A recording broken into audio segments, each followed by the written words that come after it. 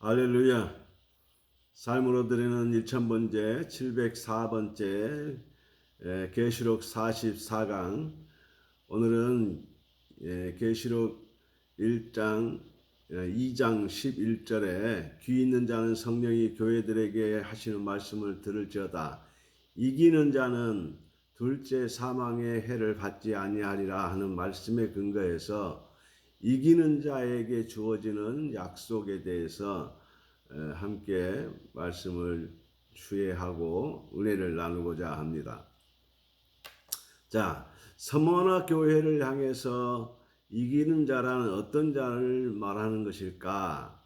그리스도께서 7교회에 지적해 주신 내용이 다 다릅니다. 왜 다른가? 그것은 각 사람마다 처해 있는 상황이 다르기 때문에 너는 이것을 고치고 너는 저것을 고쳐라. 그것을 보고 나에게 적용되고 맞느냐에 따라서 고치면 됩니다. 자, 그리스도께서 그 7교회에 지적해 주신 내용이 다 다릅니다. 그 내용에 대하여 잘 순종하는 자를 말한다. 에베소 교회의 경우는 책망받는 내용 때문에 회개를 요구했지만 서머나 교회의 경우는 다릅니다. 책망이 없기 때문입니다. 그렇다면 서머나 교회에게 그리스도께서 요구하시는 것은 무엇일까? 지금까지 신실함으로 앞으로도 계속 상심하지 아니하고 또 상실하지 아니하고 유지하기를 원하는 것입니다. 그래서 이기는 자란 어떤 자를 말하는 것일까? 이에 대한 대답은 그리스도께서 원하시는 삶을 사는 자를 이기는 자라고 말할 수 있습니다. 이기는 자.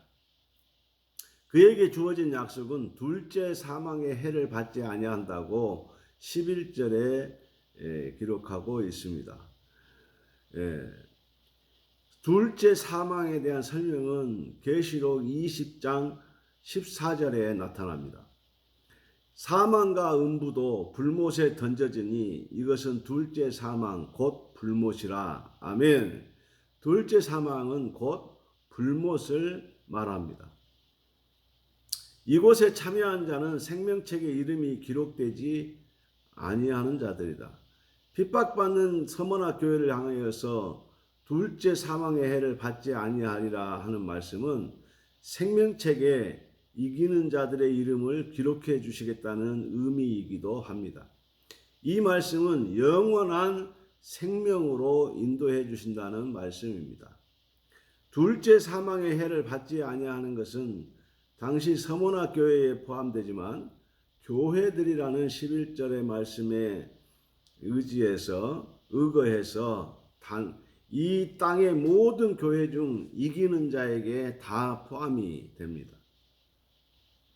계시록과 사도행전 13장부터 28장까지 전부 다 같은 지역입니다.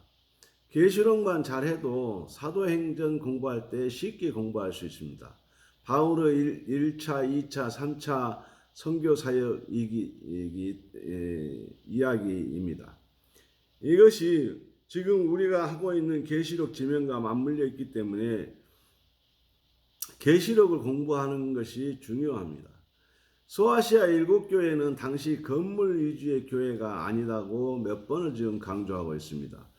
주님의 이름으로 모이는 공동체 개념입니다. 당시에 바울 시대 때도 마찬가지입니다. 바울이 당시에 보니까 개모임도 교회라고 하고 동창회 모임도 교회라고 하고 동네 사람들 반상회 하는 것도 교회라고 하고 그렇게 나오니까 이것이 이제 실상 에클레시아라는 단어인데 이 단어가 그렇게 단순하게 다 사용되어지니까 바울이 이러면 안 되겠다. 그래서 키리오스를 붙여서 주님의 교회 이렇게 이름을 바꾸었습니다. 그리고 하나님의 교회 이렇게 이름을 바꾸기도 하였습니다. 주님을 믿는 사람들의 공동체 또는 하나님을 믿는 사람들의 모임의 공동체 이렇게 이름을 붙였습니다. 우리는 교회 그러면은 건물이 크냐 적으냐 이것이 각인되어 있습니다. 소아시아에 처음 가는 사람들은 여기가 에베소 교회입니까? 라고 묻고 그렇습니다. 기가 차는 이야기죠. 현지 그 무너진 건물들만 보는데 무너진 건물이 가장 먼저 세워진 것이 4세기 때 세워진 것이고 지금 성경은 1세기입니다. 그러니 당연히 건물이 없지요. 자, 그리고 그 당시 이름들은 오늘 그대로 쓰이는 데도 있지만 바뀌어지는 데도 있습니다. 그리고 2000년 동안 지각 변동에 의해서 위치가 바뀌어지는 것도 있습니다. 대표적으로 에베소 같은 경우에는 항구 도시에서 내륙 도시로 바뀌어졌죠. 해안에서 4km 정도 뒤로 밀려났으니까 항구 기능을 감당하지 못해서 내륙 소도시로 전락하고 맙니다. 그래서 이제 쿠사다시라고 하는 지역이 이제 항구가 되고 오늘날 쿠사다시에서 배를 타고 반모에 가기도 하고 그리스로 가기도 하고 그렇습니다. 자, 그런 그 상식적인 것들을 우리가 이해하고 넘어가야 합니다. 로마 시대는 1세기만 하더라도 사람과 신이 구별이 어려웠습니다. 예를 들면 바울이 이제 제수들과 함께 배를 타고 가다가 이제 어떤 섬에 도착을 했는데 모닥불을 피우는 과정에서 독사가 나와서 바울을 물었습니다. 그래서 이제 그 원주민들이 바울이 죽을 줄 알았는데 바울이 안 죽거든요. 그래서 바울이 신이라는 겁니다. 그래서 엎드려서 절을 하려고 하죠. 자, 이것이 당시 1세기 때 사람과 신의 구분이 명확하지 않았다는 것을 반증해 주고 있는 것입니다.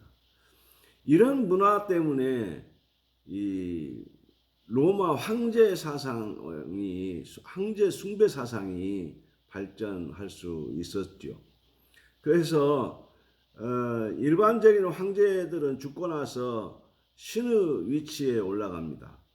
그런데 살아 있으면서도 신의 역할을 한 왕이 네로의 황제입니다.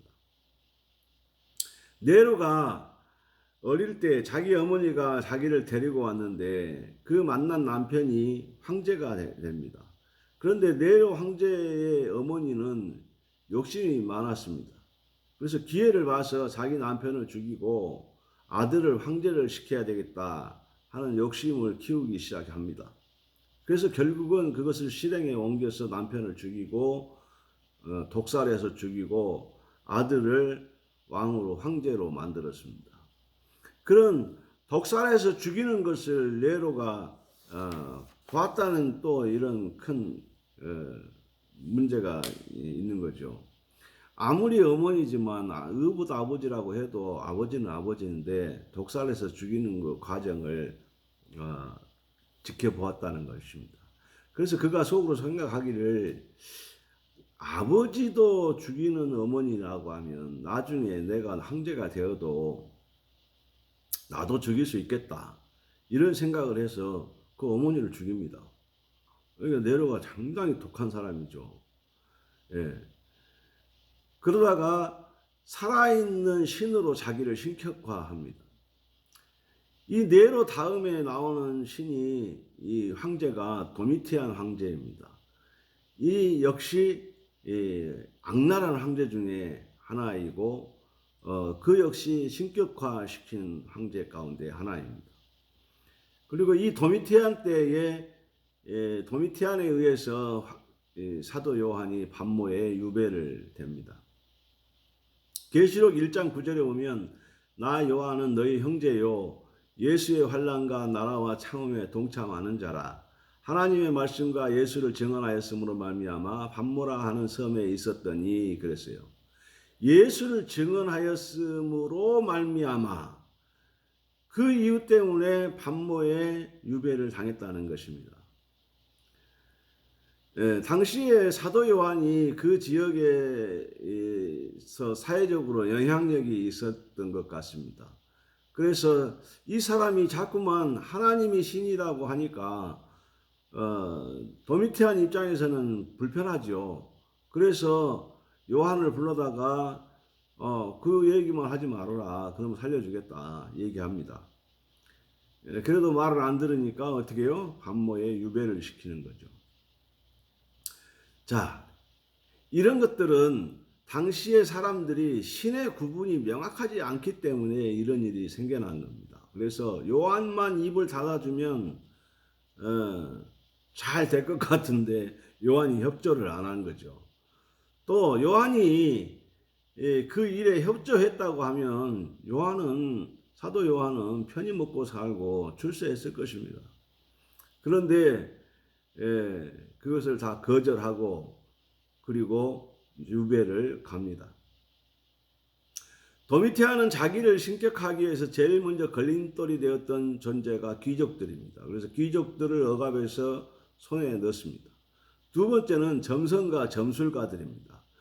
점성가 점술가들은 왜 그러냐 그러면 이 귀족들이 도미티안 황제가 언제 죽을 것인가만을 기다리고 있는 거예요. 그래서 이 점술가들한테 황제가 언제 죽느냐 이걸 묻고 다닌 겁니다. 그러니까 그걸 꼴보기 싫어서 도미티안이 귀족들을 자기 손아귀에 집어넣고 그 다음에 점성가 점술가들도 싹 처단해서 죽이고 없습니다. 자, 이런 자기에게 정적이 되거나 자기가 무엇을 하려고 할 때 방해되는 요소들을 죽이고 유배시키고 하는 것은 오늘날도 마찬가지인 것 같습니다. 자, 예를 들자면 소크라테스가 너 자신을 알라 하면서 남 이야기 하지 말고 내 자신이 똑바로 해라 이 얘기를 계속 하는 겁니다. 그러니까 어떻게 해요? 철학을 무력화시켜 버리는 거죠. 그 다음에 종교를 무력화시킵니다. 그 다음에 귀족들을 무력화시킵니다. 그래서 결국에 신격화시키는 거죠. 자, 도미티안 황제 때 사도 요한이 반모에 갔습니다. 당시 로마 황제 숭배사단이 가장 강했던 첫 번째가 에베소이고 두 번째가 서머나입니다. 에베소에서 가장 유명했던 것이 마술, 아데미 숭배 이것이고 이것이 사도행전 19장에 나오는 내용입니다. 에베소는 소아시아의 중심이었기 때문에 뿌리가 깊었습니다. 우리는 대통령이 임기가 끝나면 청와대에서 나갑니다. 그런데 그들은 황제마다 자신의 신전을 별도로 지어서 나갔습니다. 그래서 황제 숫자만큼 청와대가 많이 있는 거죠.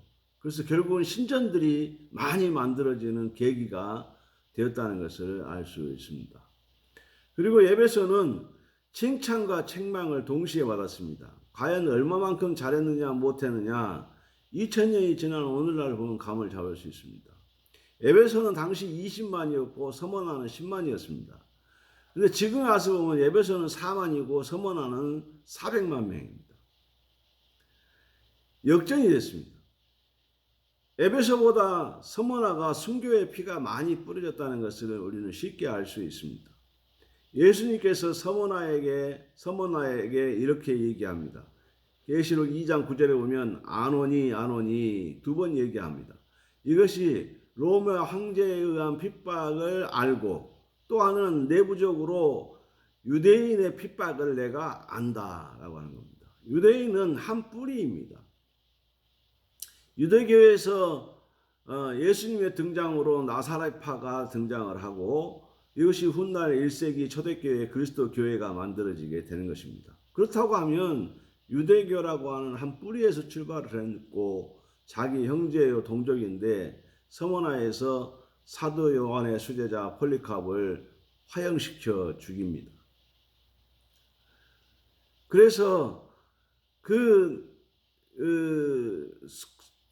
그들의 그 순교적 헌신을 하나님이 아신다는 겁니다. 2장 9절 다시 한번 읽겠습니다. 내가 내 환난과 궁핍을 알거니와 실상은 내가 부요한 자니라. 자칭 유대인이라 하는 자들의 비방도 알거니와 실상은 유대인이 아니요 사탄의 회당이라 그랬습니다. 사탄의 회, 저들은 하나님을 믿는다고 하는데 주님이 오실 때는 하나님을 믿는 것이 아니라 사탄의 종들이라고 하셨습니다. 왜? 지금 하나님을 믿는 사람들을 대적하고 있기 때문입니다. 바깥으로는 로마의 핍박, 내부로는 유대교의 유대인들의 핍박, 이중고를 서문학교회가 겪었습니다. 지난 시간에도 말씀을 드렸지만 길거리에 나무로 된 십자가를 몇 킬로 정도 셀 수 없이 많은 십자가를 세워놓고 자신의 마음에 안 드는 사람들은 전부 다 십자가 처형을 시켜서 매달아 놓습니다. 얼마나 무시무시하겠습니까? 배교자들, 하나님을 믿는 자들도 전부 다 매달아 놨습니다. 공포를 줬죠. 그런 공포 분위기 가운데서 유대인들은 먹고 사는 것에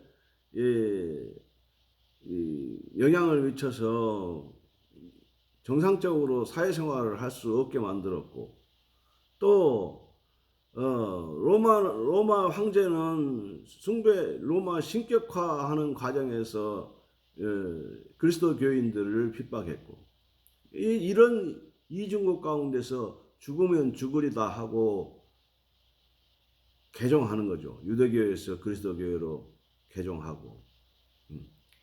그리스도인이 된다는 것은 죽음을 각오한다라고 하는 그런 의미입니다. 함에도 불구하고 그들은 유대교에서 개종해서 그리스도 교인이 됐어요. 그리고 순순히 십자가에 매달려 처형당해서 죽고, 짐승에게 물려서 뜯겨서 죽고, 피 흘리고 죽고, 많은 고난을 당했다는 것을 주님이 아신다고 얘기하시는 겁니다. 여러분, 이런 역사를 보면 우리가 무엇을 느껴야 됩니까?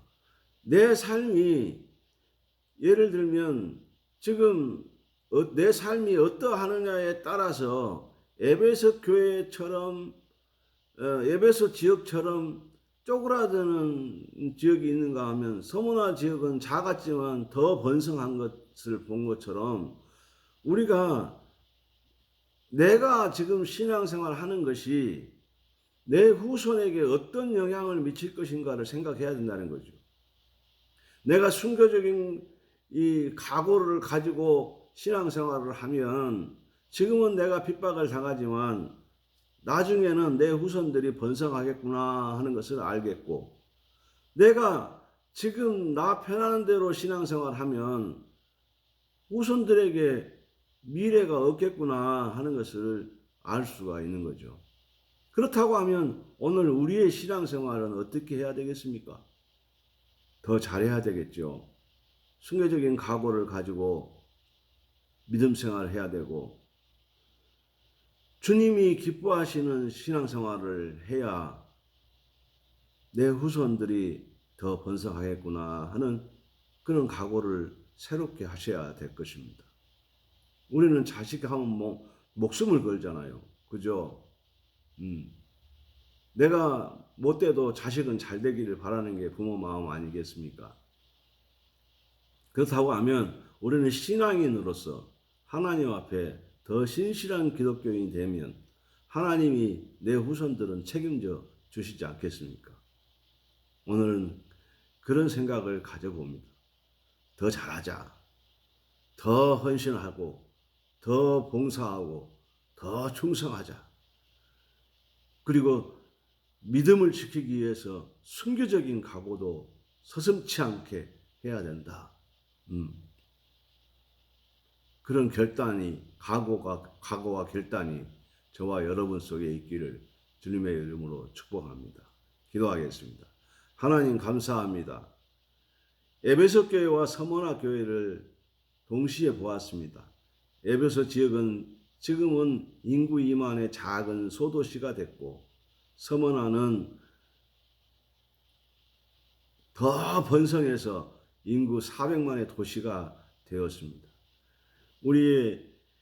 우리의 지금 신앙생활이 후손에게 영향을 미친다고 하는 것을 우리가 기억해서 오늘 하루도 또 우리에게 주어진 인생의 시간 안에 우리가 하나님 앞에 더욱더 헌신하고 봉사하고 충성해서 하나님이 알아주는 사람이 되도록 은혜와 복을 주시기를 원합니다.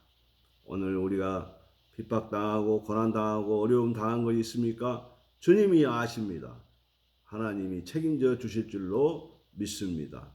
잘 이기게 하시고 이기는 신앙생활 할 수 있도록 역사하여 주시옵소서.